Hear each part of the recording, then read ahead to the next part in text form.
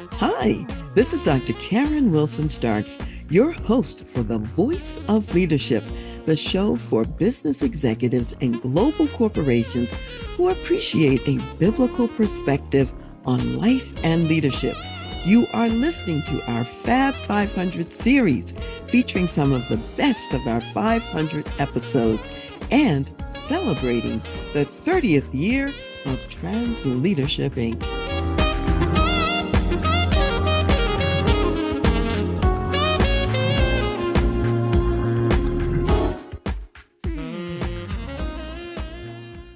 Hi, this is Dr. Karren Wilson Starks, President and CEO of TRANSLEADERSHIP Incorporated, and your host for The Voice of Leadership and for Dr. Karren Speaks Leadership.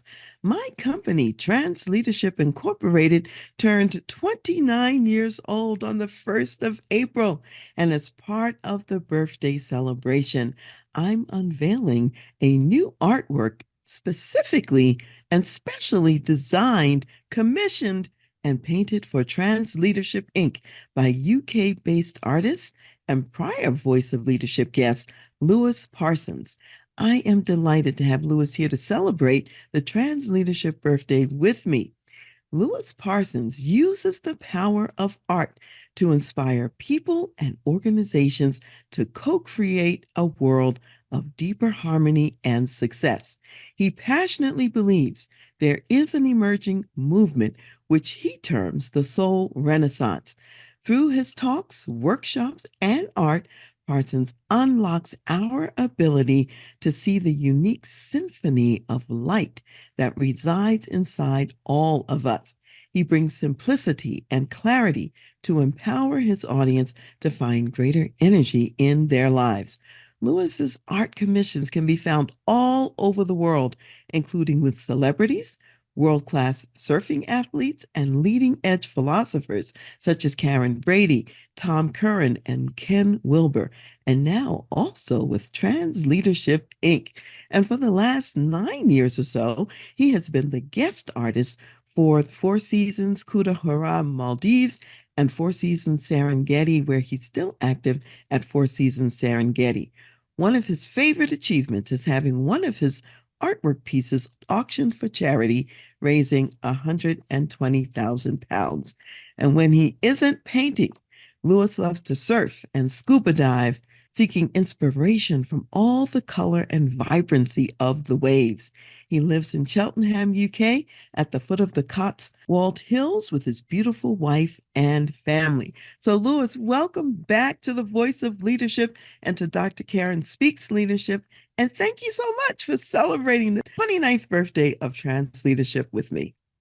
Thanks, Karen. It's great to be here. And it's great to see you color coding yourself with the soulscape that we created. That's awesome.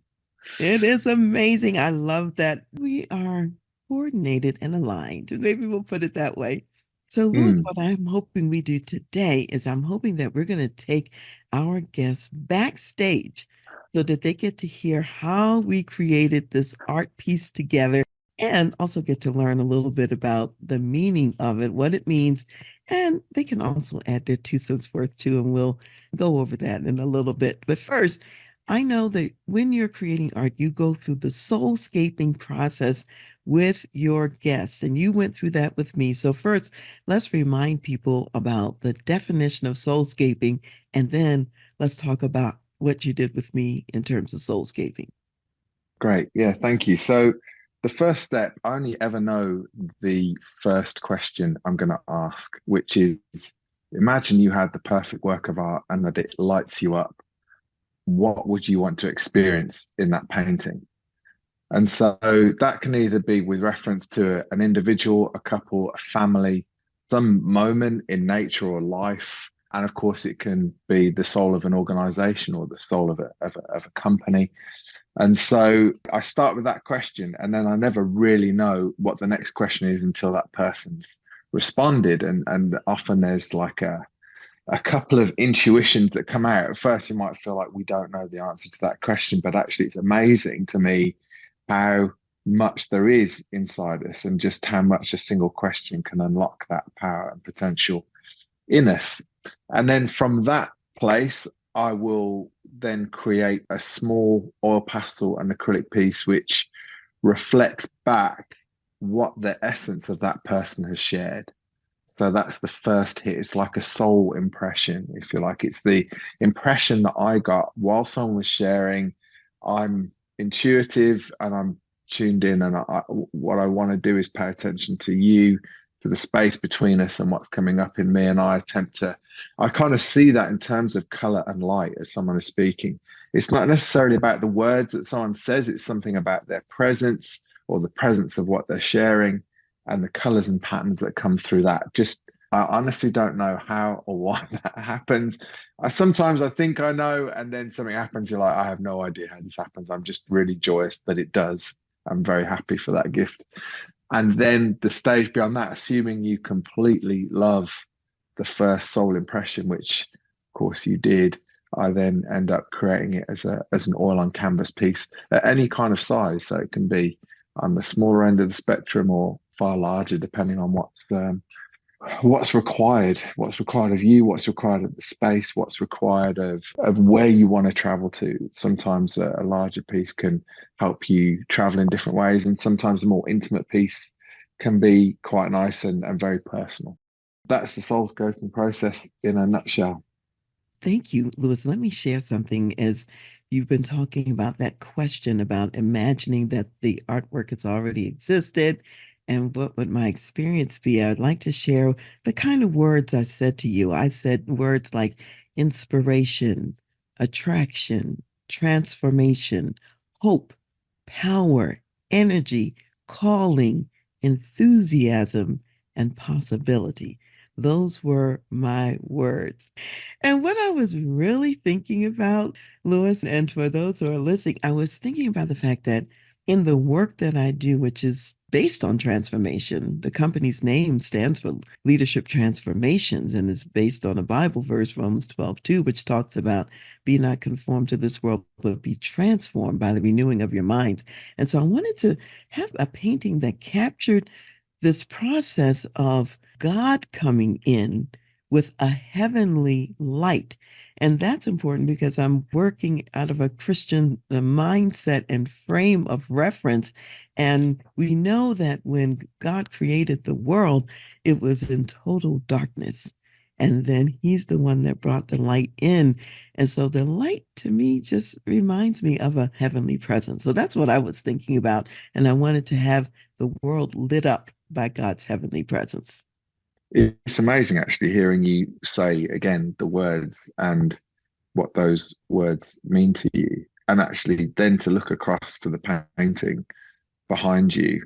It's interesting. At this stage, it almost feels as though someone else has created it. And I often feel like these artworks are kind of created through me, I suppose. As I look at that, as I consider some of the words, so for example, the light and the inspiration for me, I'm almost reminded of that quality of the light coming down through water, and the water can often represent the mind, right? It can represent that realm of fluid being that we relate to with our thoughts. And some parts of that mind can be darkened. It can be in dark places, and sometimes the deeper we go, there can be darkened areas and places that we weren't aware that need to be brought to the light. And so, then to see that light, if you like, piercing that water, or not even piercing, but sometimes just kind of gently emanating into that water and revealing those depths, that in itself is something of a transformative experience, right? I mean, I guess who hasn't been transformed in some small way when you dive into an ocean or a river, or let alone when someone's presence or someone's words, or maybe even just a coaching phrase or something unlocks something within you, right? I think many of us can kind of relate to that experience. Yeah, absolutely. And I think in my case, I was thinking more of a celestial scene, the heavens as Mm, opposed to like a water scene. And I know we talked about mm, that in this sense, because often you will represent the depths of the water with much darker colors. And I wanted to have more mm. of a heavenly scape where the colors were a little lighter, a little bit brighter. And we know that even a small amount of light kind of chases away the darkness when we're thinking about, from a heavenly perspective or a heaven viewpoint. So that was one of the things I was thinking about. And then we also talked about what kind of metaphor would this be in a sense. And for me, it was you sometimes paint figures or people or sort of like images of people in the painting. And I wanted one that would be more of a metaphor. You could assume some things about the transformation of people without really having people in the picture. And so that Mm, was also a part of how we talked about it and what it might look like and what was, the message that would be conveyed. And in my case, I mm. wanted a smaller painting because the space above me is smaller. And I also have what I'll call a carrying size version of it so that if I go somewhere and I'm meeting with a client or whatever, and if I want to show them this, I can take the small picture with me and we can talk about that as well. So I was thinking about a small escape as opposed to, let's say, if you're in a big, huge, gigantic office building or a museum or someplace like that. So that was part of it as well. Yeah, it's so the heavens are often associated with the sky, right? With air, with the heavenly clouds, with light kind of pouring through clouds, and of course there's a paler, almost kind of ozone color associated with that, which we carried across to your piece, which is kind of nice to kind of bring those realms together to have that very celestial presence. And I think that the notion of inspiration as well, that that light is kind of like a carrier or is like it's a transmission of something imbued with inspiration and light. It's almost that's what words at their best can be. They're like a frequency that can just transmit something golden from one place to another. Of course, artwork and music can be like that too. When coming from the right intention, maybe a prayerful intention or some other kind of intention. But the quality of that, I remember, really kind of delicately trying to translate into the canvas, especially in the staining process. You build it up on patterns and layers. And some of the beautiful thing about that is there's these layerings of happy accidents that happen that you're not really in control of. And nature, if you like, or something beyond you starts to take over and just things happen that are a surprise, a beautiful, spontaneous surprise. But that's also part of inspiration. That's also part of letting light come in through you, through your words, through an artwork and crystallize and take the form of something that, you hopefully you would want to share with your client, with your organization, or with someone else. Because it's interesting you say about the figures, because the moment you put a figure in a piece, then it changes the whole dynamic, which can be absolutely right and powerful and beautiful to do so. But it changes the whole thing into some kind of landscape or seascape or soulscape, of course. But the nice thing as well about just having something purely abstract is it really opens, especially if you're going to use it in the way you're going to use it, which is asking people how they will personally respond to this. They can put their own feelings and their own thoughts into that. And it's amazing the power of an image to unlock what's inside someone. I'm kind of intrigued as well. Now it's been in your space for a while and you've had the image with you. I'm just intrigued to know what's changed or evolved or lit up in you. What's changed now that those words have become like many people, we can have a written mission statement and we can have something written down, but it's very different then to have that translated into something like an artwork. So I'm intrigued to know what's changed with you as a result of that. You may know that every year I have what I call the word of the year. And I think that the painting influenced the word of the year this year because the word I selected was light. And I talked about the Mm, trifecta of light, how light really leads to God's love, and love leads to life, and life, even in an eternal sense. So you've got the three L's: light, love, and life. And I think the painting is a picture of that. And it's a reminder of what I'm doing with clients, which is to accelerate and elevate impact, for them and their work and how they're going about things. And many times my clients are in a situation where things look really dark and they don't see the way through and the way out of it. And I want them to be inspired that the light of God is shining on it all the time. We can connect with that and we can go from where we are to a different place. So I think it's just connects with that picture of light that's important to me. Yeah, that's really amazing you say that. I've been thinking a lot about light, and well, I guess it's beyond thinking. You start to experience the notion that everything, literally everything, from the very, very subtle, from the heart of God through to all form is made out of light, right? Various layers of light in various layers of density.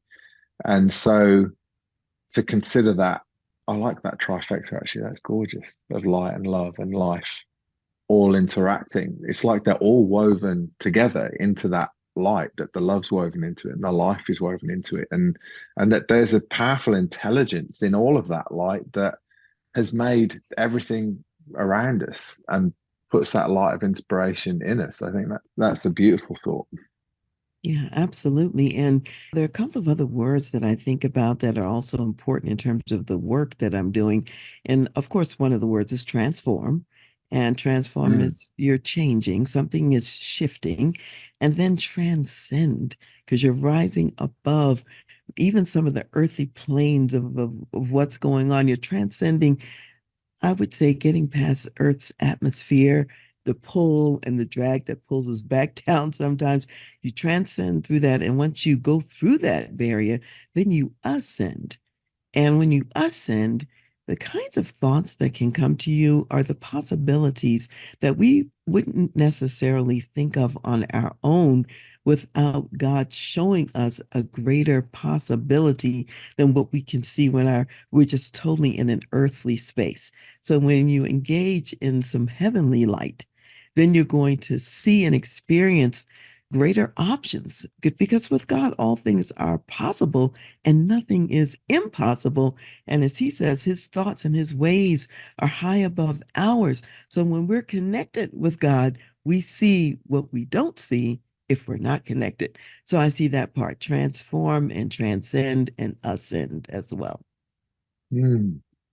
Yeah, that's interesting. And that's beautiful. And it's funny because, again, and sometimes this happens in our conversations, they sometimes run in parallel to the things that we've been previously considering. And one of the things that's been really important, well, for my art and actually for some of my recent healing processes, is the realization that light descends as well, right? That it actually kind of reaches in, actively reaches in to touch and surround. And in fact, there's a beautiful and incredible metaphor that was shared with me about how we perceive light, right? So that the center of the eye is completely dark. It's actually it's a theater of darkness, if you like. And the only way we're able to perceive any kind of light is because of that darkness. And even taking that thought a little further, that really darkness is in a sense, it's very dense light. It's another quality of light that's very, very, it's not even dense. It's just off our ability to measure. When we look up at the night sky and we see there's darkness and we think there's a vacuum, that actually there's no vacuum at all. It's packed full of intelligence, information, waveforms, particles, just things that are beyond our way of perceiving and our way of seeing. And actually, something really beautiful happens in that process of transformation when light and darkness connect, and that actually they touch one another. They almost it's like the light gets earthed and becomes even more real. And yet, if it was all light all the time, I wonder what would happen to life. We're this beautiful synthesis of and combination of all of those, wavelengths of light, if you like, together. And that just makes me marvel at the design and the creation, and the intricacy and the joy in the astonishing building of any kind of form of light. And to think as humans, we have this beautiful way of participating, if you like, this kind of God-given ability to create this way, to bring almost more light into the process. That word transformation can mean many things to many people, can't it? And there's but the sense of the light kind of touching in and then folding around and changing the darkness.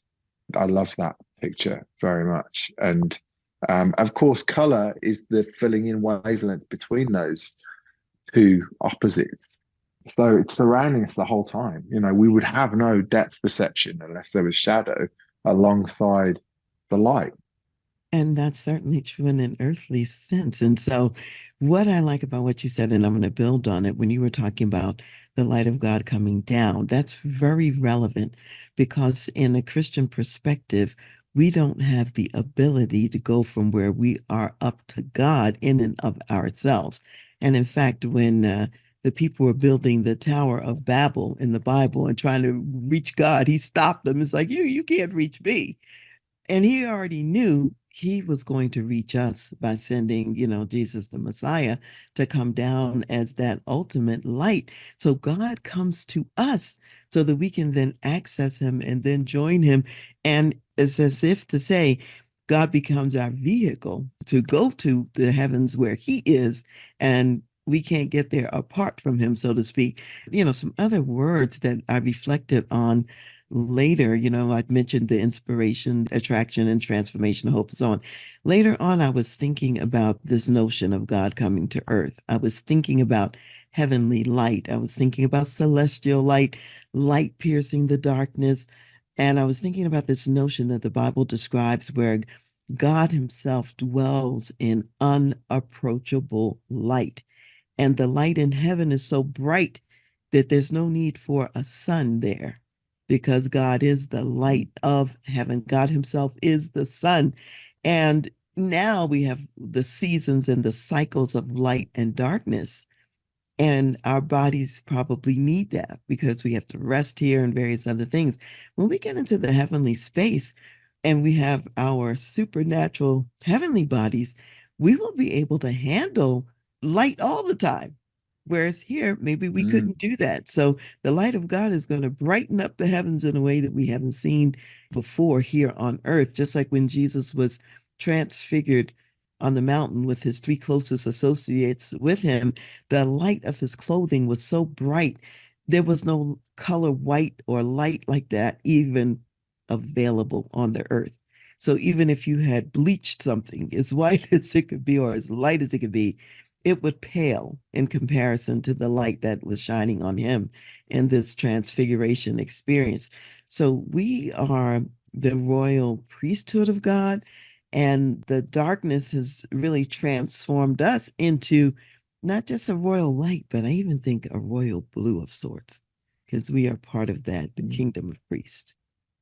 Yeah, I love blue. When I tend to have free reign to create something, should we say, for me, I don't know, there's a natural kind of gravitation to the realm of blues. And I mean, I love all the colors, don't get me wrong, but there's something about, the blues of the oceans and the blues of just that beautiful viscosity of waters and heavens. And yeah, it's interesting because I wonder as well whether that moment of transfiguration is also again is about the possibility of us having that light inside us whilst being here. And in fact, it seems to me, and especially, using that picture from the book of Revelation, that heaven seems to descend to earth. There's also, and depending on how you feel about the Gnostic Gospels, there's a really amazing phrase that Jesus uses, which is the kingdom of heaven, or if you like, the kingdom of God stretches out over this earth, but men can't see it. And there's something about, when you see how he walks and how he operates, and these moments where does these incredible, wonderful things, that he's so filled with that light that it almost reveals this world of light and this possibility of participating with a world of light that's already here, but that we can't currently see. And Mhm. that excites me. That excites me as an artist. That excites me as a creator. That excites me as someone with imagination that, what one of the, if you like, the scourges of our time is anxiety and levels of anxiety and worry and depression. And actually, I think that's partly because we don't unfurl the wings of our imagination into the full possibility of what they're here for, which is this, if you like, God-given, God imbued ability to be able to see and feel and experience these incredible, beautiful realms of light that are in beautiful synchronicity with the world that's here. So we're not just waiting on a rock, to just pass on to another place. Of course, there's always that promise, but like that actually part of our participation as artists, speakers, coaches, whatever it would be, is to bring more and more of that light into this realm and to do anything we can to light a flame towards it. And whether it is, painting or speaking or loving or looking an eye or touching someone's hand in a certain way, that those are the soul qualities, those heavenly qualities that get transmitted from one another when we do that. And it's, the fact that we have lost touch with, I mean, generally speaking, of course, there's more and more and more and more people that are more and more in touch with this than ever before in certain ways. Um, but like to see that network of light and to know that we can be held and supported by it, that light is love, that light is life, is an extraordinary revelation. And it changes the way you look and feel and experience everything around us. That is completely true. In fact, I think that in the language that I would speak, I would describe it as the more we're in tune with and in touch with and filled with the Spirit of God, the Holy Spirit, Mm. the more ability we have to connect with the light that you're talking about and to experience the divine and the supernatural here on earth. I do think that's a real reality. And some people are more connected than others. Some people get to see more than others. And as you say, it's here. We just may not always have, as Jesus would say, and sometimes and also in the Old Testament would say, eyes to see and ears to Mm. hear, all that is around us. And that's given in a spiritual sense, those abilities. And then, of course, our ability later. And then Jesus demonstrated this when he was resurrected from the grave that, he was able to do amazing things. He could walk through walls, he could transport himself suddenly from one place to the next. So there is a realm that we are not as in touch with, most of us, every day, that some of it is possible now. And I think there'll be even Mm. greater possibilities later because we don't even have the bodies that can handle all that God can do and manifest until later. Yeah, so we're going deep with all this stuff. Yeah, we are. I was just thinking that. So I want to share something. It's in the form of a chorus to a song because I remember in childhood, we used to sing this song in church. And so I'm just going to sing a little bit of it just to get into just the vibe of it. And it went something like this. Heavenly sunlight, heavenly sunlight, flooding my soul with glory divine. Hallelujah.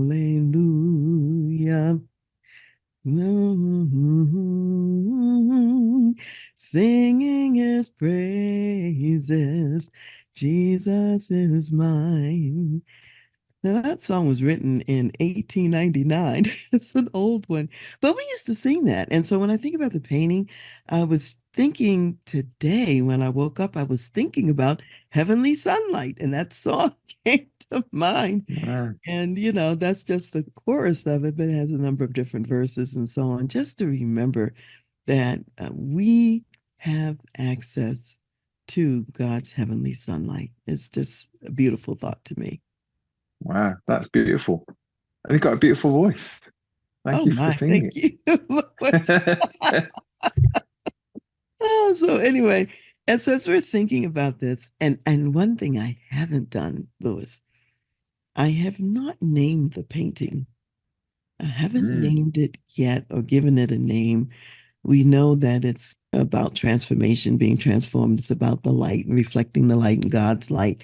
And so I really want people who are listening to write in and write to me and let me know, well, what do they think the name of this painting should be in light of everything that we've been talking about? Because it really can have a number of different names. And I also want people to think about the orientation of the painting.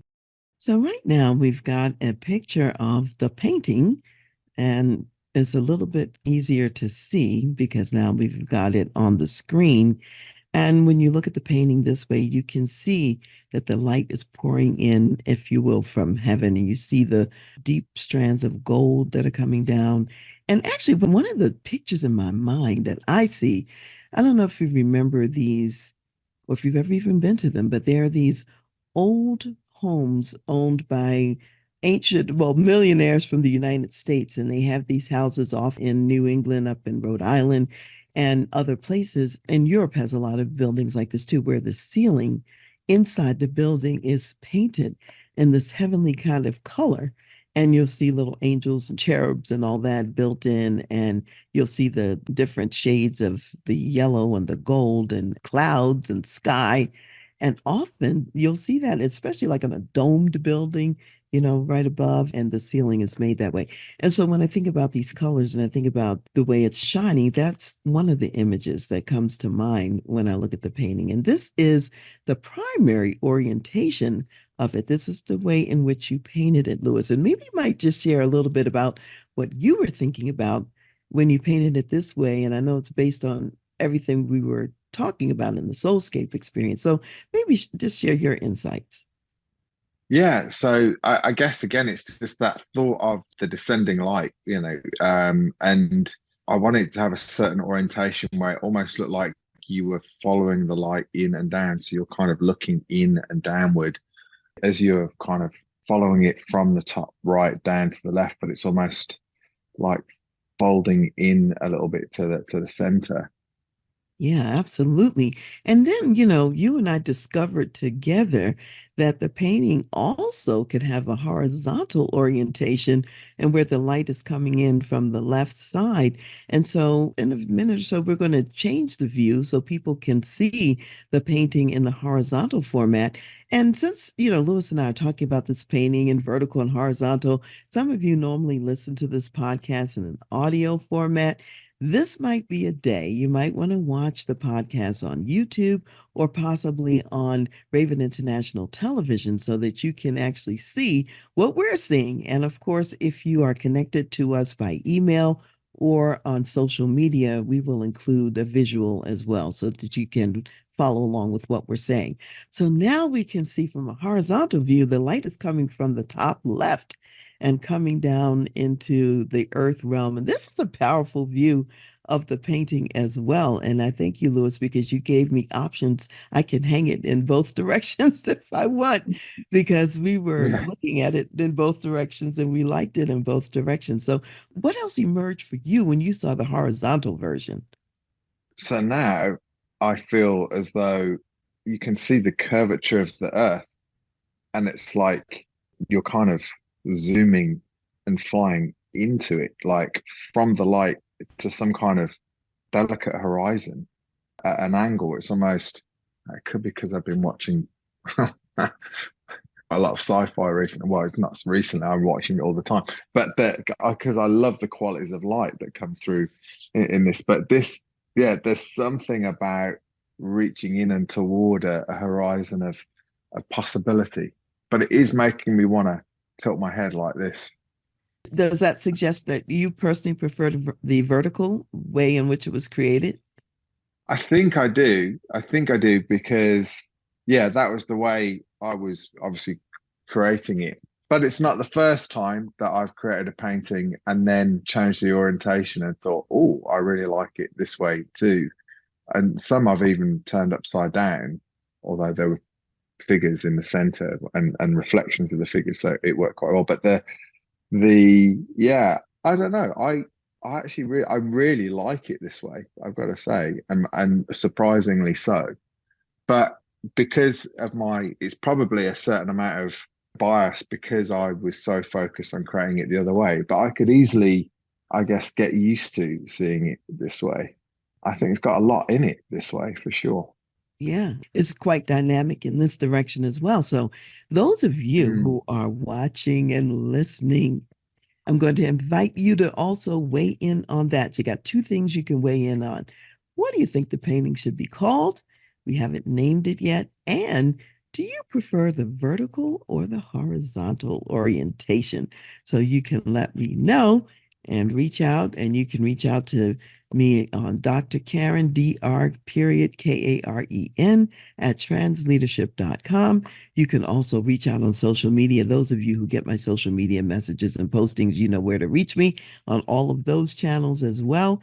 And just tell us what you think. Vertical, horizontal, what name comes to mind? And we'll have a naming ceremony at some point and talk about it. I think the painting can be vertical or horizontal. So some days people may come and speak with me and see it horizontal, and other days they might see it vertical. So because I'm really able to relate to both. And I want to just mention something, but this is the Trans Leadership business card.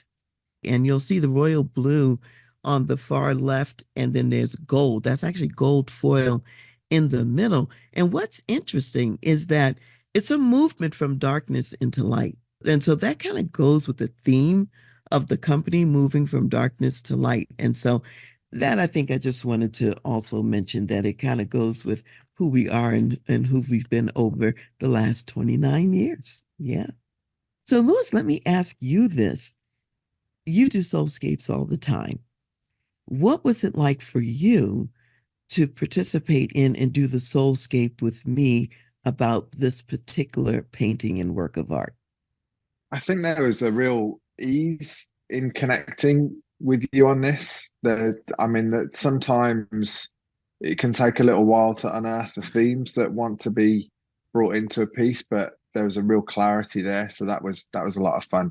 I think also there's a lot of, for me, if there's any sense of spirituality and depth in what's being shared, then that greatly aids my inspiration to.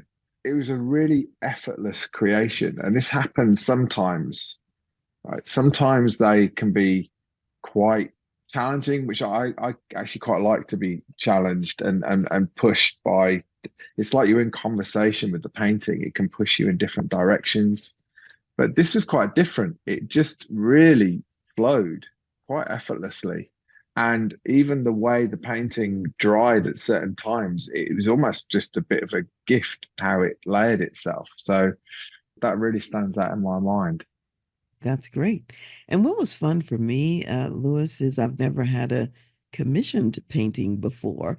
And so it was fun to be able to share ideas and to know that somehow it would be represented in the painting, even though I'm not a painter, so I don't paint, but we were co-creating it together through the words that we shared, the thoughts that we shared, the experience, and then you are representing everything that we talked about in the actual painting itself. So I think that's fun. And I know that you do this type of work for many people. And so let people know how they can reach you. And if they want to get their own commission painting, what they need to do and what's the process.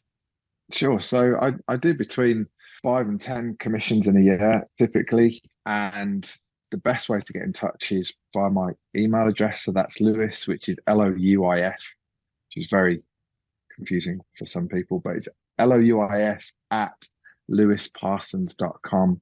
And you can contact me on the website as well, lewisparsons.com.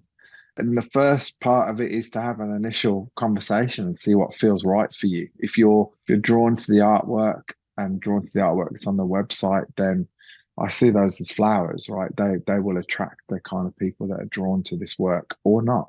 And then following that first conversation, if it feels right, we can go into the process together. It's got to feel right for you and for me as well. I want it to make sure that, my energies and your energies are really connected in wanting to create something beautiful. So that would be amazing. And it'd be fantastic to hear from you. Yeah, that sounds wonderful. And what I hope I'm able to do, I haven't figured out how to do this yet. I'd love to create some note cards that have this image on them. And then I can write to people from my own trans leadership painting. So, in sort of like wrapping things up today, Lewis, and what we're talking about, What else would you like to share with people about anything that we've been talking about today? And as you're thinking about the members of the audience who are corporate executives and what a painting might even mean to their business, what might you share?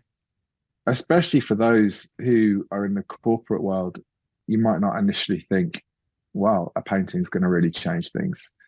But it's actually way more than a painting. It's actually more the exploration with that which is truly valuable and truly important to you and the organization.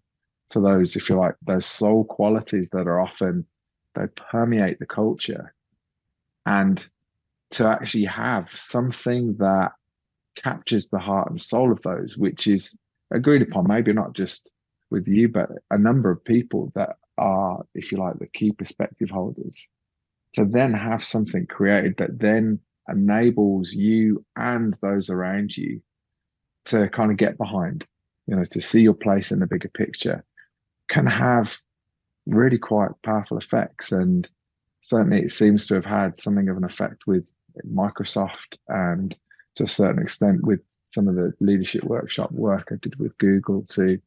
And I'm not the first to kind of shout from the rooftops about it. I prefer to let other people share their experiences of it. But all I can say is that this realm of light is very real. And the more and more we're in contact with it, the more and more it can only bring huge amounts of benefit and inspiration and abundance to those who want to connect with it. So it's just a real joy and an honor to engage with people who are willing to participate in that process.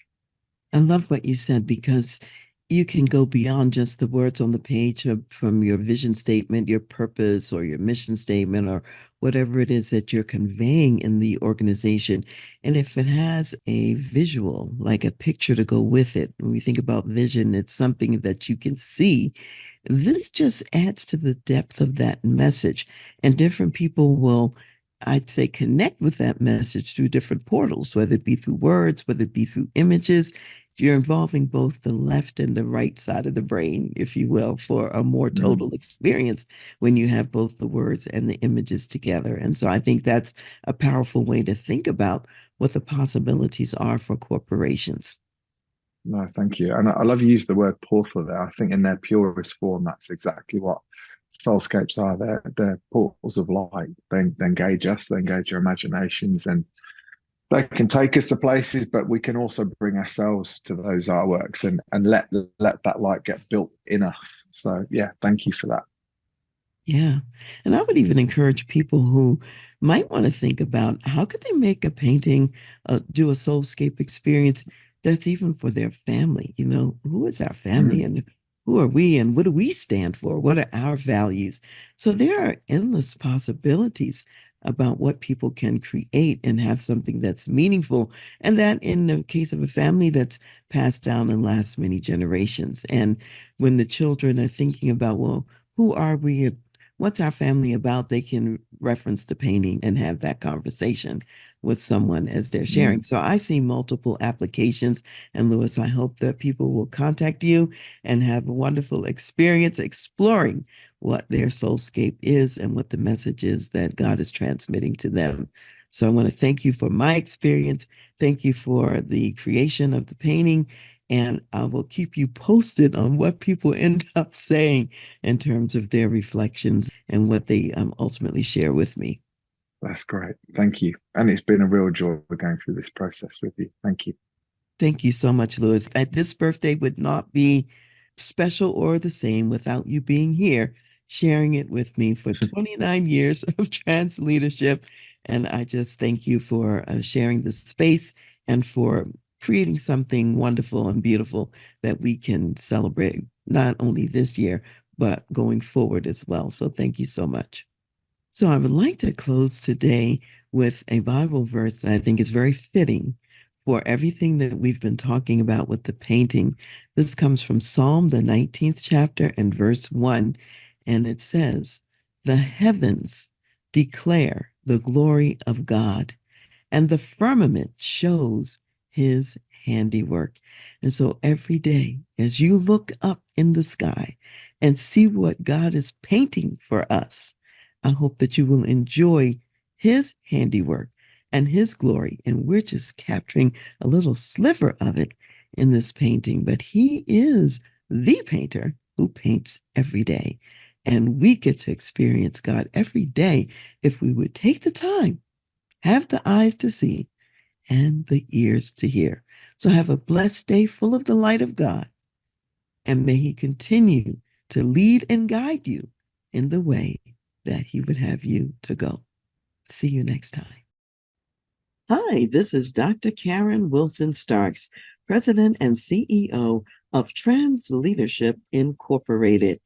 Did you know that workplaces can make a significant difference in the lives of people, and that you can create a positive culture that gets positive business results and also produces positive life experiences for your employees and your clients and customers?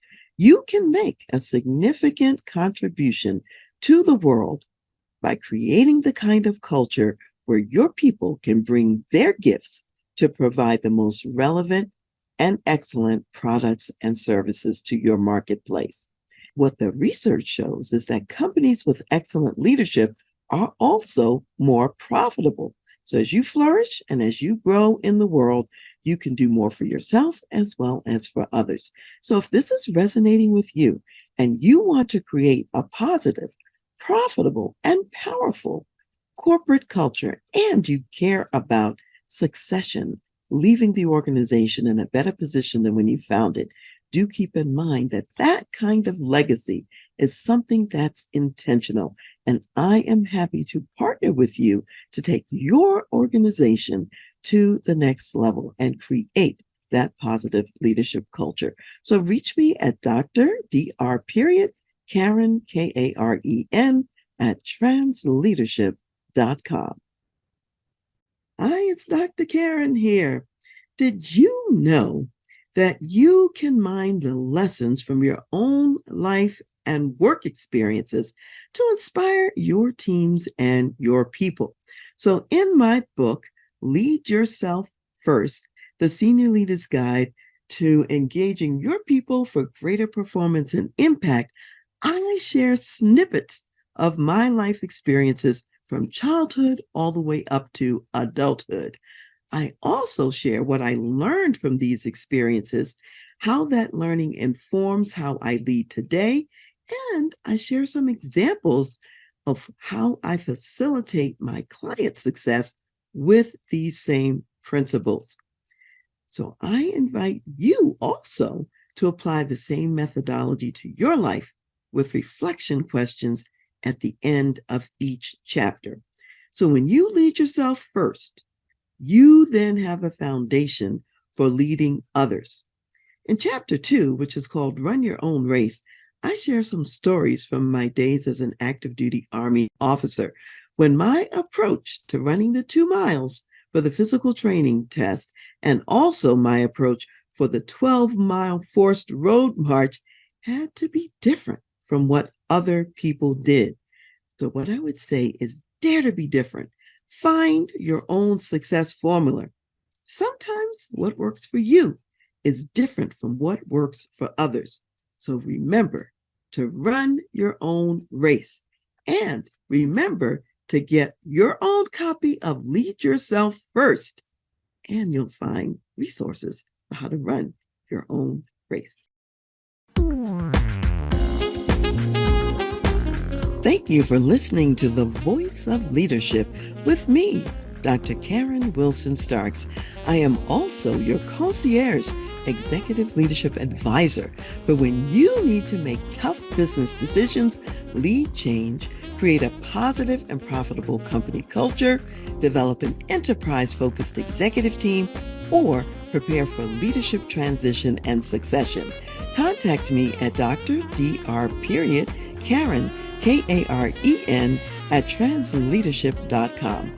Also go to my website, www.transleadership.com, for more leadership resources.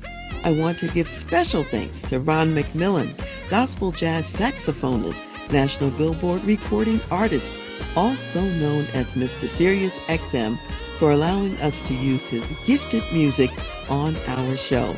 and to Chad Barr of the Chad Barr Group for serving as our show producer. Thank you for joining me today, and I'll see you next time.